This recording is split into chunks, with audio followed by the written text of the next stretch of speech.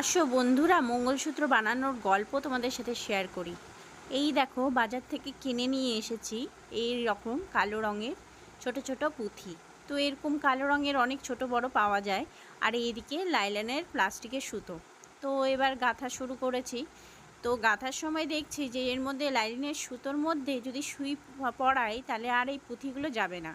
কি নাজেহাল অবস্থা! তারপরে কি করব, আর শখ আমার এত ছোট পুঁথি দিয়ে বানানোর।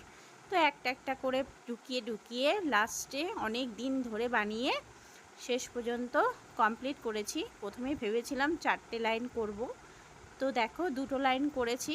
আর এই যে হুকগুলো এরকম পেয়েছি দোকানে, ওই প্যাঁচানো হুক আর পাইনি, তো এগুলোই লাগিয়ে দিলাম। মনে হয় বেরোবে না, যাই হোক, বেরোলে আমার সোনার লকেটটা হয়তো হারিয়ে যেতে পারে, ভগবান করে না হোক। তো যাই হোক, দেখো আমার মালাটা কমপ্লিট। কেমন হয়েছে তোমরা একটু কমেন্ট করে জানিও।